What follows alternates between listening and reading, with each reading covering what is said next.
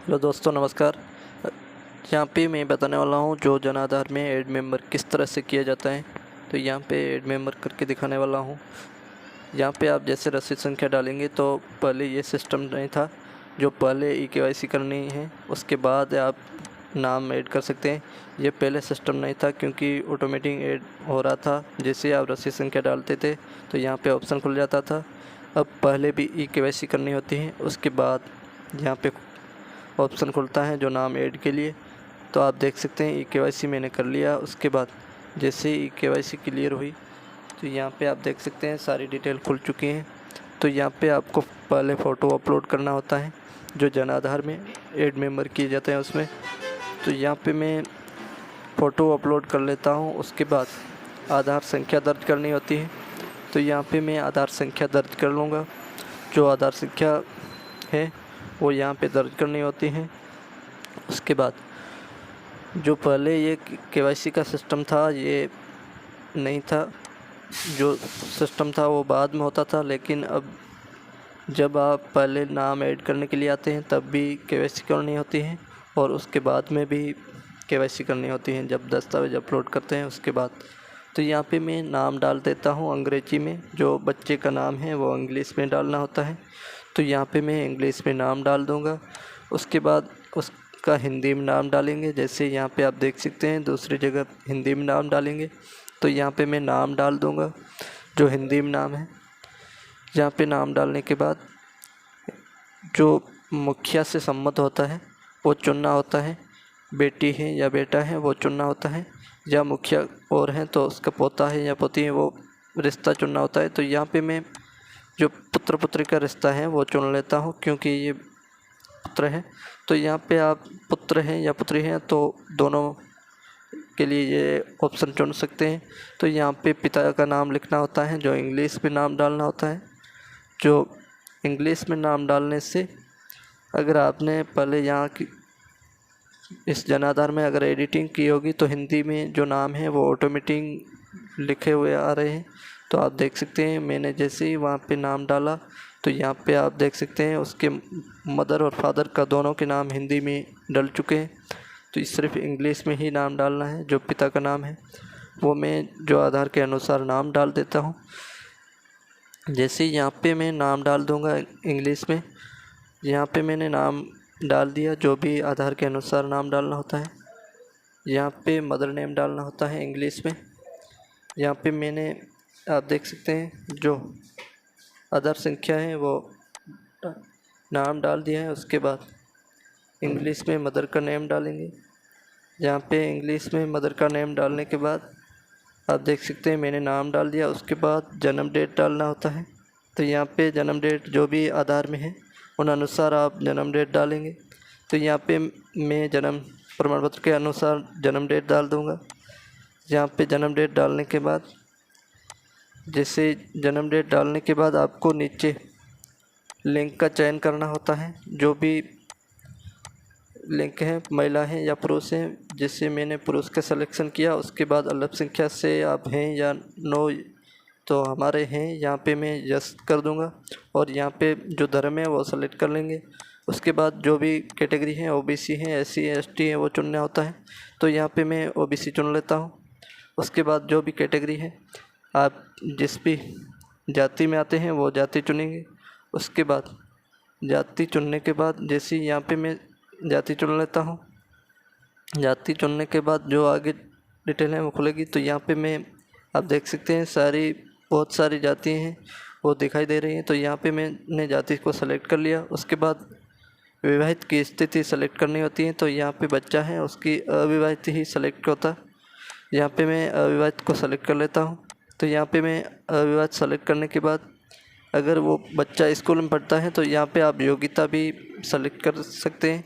यहाँ पे आय मैं 0 डाल देता हूँ जो बच्चा है उसकी। उसके बाद जो आप देख सकते हैं नीचे मोबाइल नंबर होते हैं, तो यहाँ पे मोबाइल नंबर दर्ज करने होते हैं। तो यहाँ पे मैं मोबाइल नंबर डाल दूँगा। जो कस्टमर के मोबाइल नंबर है वो यहाँ पे लिखने से उस नंबर पे OTP चली जाएगी। जैसे यहाँ पे OTP चली जाएगी तो यहाँ पे वो OTP दर्ज करनी होती है। तो यहाँ पे जैसे अगर OTP नहीं जाती है कोई बात नहीं, ये नंबर ऑटोमेटिक वेरीफाई हो जाएंगे। तो यहाँ पे आप देख सकते हैं एक नाम इस तरह से ऐड हो चुका है, तो दूसरा नाम के लिए भी मैंने ऐड किया। तो यहाँ पे दूसरे बच्चे का भी सेम प्रोसेस है। तो यहाँ पे मैं आधार नंबर दर्ज कर लूँगा दूसरे बच्चे का, जिससे ही आधार नंबर दर्ज करने के बाद उसका नाम इंग्लिश में डालना होता है और उसका नाम हिंदी में डालना होता है। उसके बाद संबंध चुनना होता है। सारी डिटेल सेम ही भरी जाती हैं, जो पहले मैंने नाम वगैरह सब डाले उस तरह ही सेम डिटेल भरी जाती है। तो यहाँ पे मैं इंग्लिश में फिर से नाम डाल दूँगा, जो बच्ची का नाम है वो डाल दूँगा। नाम डालने के बाद हिंदी में डालेंगे। यहाँ पे मैंने हिंदी में नाम डालना होता है बच्ची का, तो यहाँ पे मैं हिंदी में नाम डाल देता हूँ। ये क्रोम में काम नहीं करेगा सॉफ्टवेयर, अगर आप मोजिला में चलाएंगे तो ये आसानी से हिंदी में लिखा जाएगा। तो यहाँ पे आप देख सकते हैं ऑटोमेटिक मदर और फादर का हिंदी में नाम ऑटोमेटिक आ चुका है। तो यहाँ पे सिर्फ इंग्लिश में डाल देता हूँ मैं। तो यहाँ पे मैं इंग्लिश में नाम डाल देता हूँ, जो फादर का नेम है वो डाल देंगे। जैसे पिता का नाम डालने के बाद जो माता है उसका नाम डालेंगे। यहाँ पे मैंने नाम डाल दिया। नाम डालने के बाद माता का नाम डालेंगे इंग्लिश में। यहाँ पे मैंने माता का नाम डाल दिया और रिश्ता यहाँ पे जो मेल है या फीमेल है वो मैंने फीमेल चुन लिया। जो बच्ची का नाम ऐड कर रहा हूँ, तो यहाँ पे जन्म डेट फिर से ऐड करनी है, जो बच्ची की जन्म डेट है वो ऐड करेंगे। तो यहाँ पे मैं जन्म डेट को ऐड कर सेलेक्ट कर लेता हूँ। यहाँ पे मैंने सेलेक्ट कर लिया। उसके बाद अल्पसंख्या से हैं तो यस कर देता हूँ। यहाँ पे जो ओबीसी है वो सेलेक्ट कर लेता हूँ। यहाँ पे जाति सेलेक्ट करनी होती है, तो यहाँ पे मैं सेलेक्ट कर लिया। और यहाँ पे आप देख सकते हैं जाति सेलेक्ट होने के बाद विवाहित है की स्थिति अविवाहित चुन लेता हूँ। यहाँ पे आप देख सकते हैं वार्षिक आय में 0 डाल देता हूँ।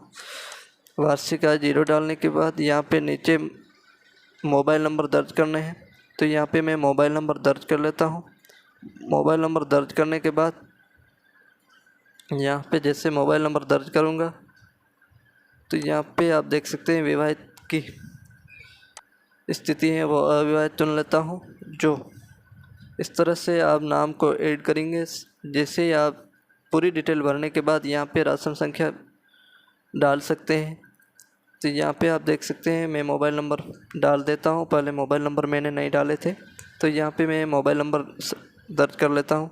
पूरे मोबाइल नंबर दर्ज करने के बाद यहाँ पे सारी डिटेल हैं वो आप भर सकते हैं। तो यहाँ पे मैंने मोबाइल नंबर सेलेक्ट कर लिए। उसके बाद यहाँ पे आप राशन कार्ड संख्या डालेंगे। तो यहाँ पे मैं राशन कार्ड संख्या डाल देता हूँ। जैसे राशन कार्ड संख्या डालूँगा तो यहाँ पे इस राशन कार्ड में अगर नाम होगा तो ऑटोमेटिक आ जाएगा, उसको सेलेक्ट करके ओके करना होता है। तो यहाँ इस राशन कार्ड में नाम नहीं थे, सदस्य जोड़े पे क्लिक करेंगे। जैसे ही सदस्य जोड़े पे क्लिक करेंगे तो ये सदस्य ऐड हो जाएगा। जैसे ही आप ऊपर स्वाइप करेंगे तो आप देख सकते हैं 2 नाम ऐड हो चुके हैं। हाँ पे क्लिक करेंगे और सेव पे क्लिक करेंगे। जैसे ही क्लिक करेंगे तो आप देख सकते हैं ई-केवाईसी करने के बाद ही आगे बढ़ेंगे। तो यहाँ पे आप देख सकते हैं जो बच्चे का नाम पहले डाला था उस बच्चे का नाम आ चुका है। यहाँ पे आपको फाइलें अपलोड करनी होती हैं। जो बच्चे का जन्म प्रमाण पत्र होता है या आधार, उसको पीडीएफ बनाकर आपको अपलोड करनी होती हैं फाइलें। जैसे ही मैंने पीडीएफ चुन लिया और दस्तावेज़ अपलोड पे क्लिक करूँगा, तो क्लिक करने के बाद जैसे ही दस्तावेज़ अपलोड हो जाएंगे तो यहाँ पे आप देख सकते हैं दस्तावेज़ अपलोड हो चुके हैं और ई-केवाईसी के लिए आगे बढ़े। तो यहाँ पे जैसे ई-केवाईसी के लिए आगे बढ़ा तो यहाँ पे आप देख सकते हैं 2 नाम अभी ऐड किए थे वो आ चुके हैं, पहले 2 नाम थे। तो यहाँ पे मैं बायोमेट्रिक से ई-केवाईसी करके बताने वाला हूँ। तो यहाँ पे थंब को सेलेक्ट कर लेता हूँ। जैसे फिंगरप्रिंट लगाएंगे तो यहाँ पे आप देख सकते हैं कैप्चर सक्सेसफुल हो चुका है। जैसे ऐड हो जाएंगे तो यहाँ पे आप देख सकते हैं रसीद जनरेट हो चुकी है। यहाँ से आप कस्टमर को प्रिंट दे सकते हैं।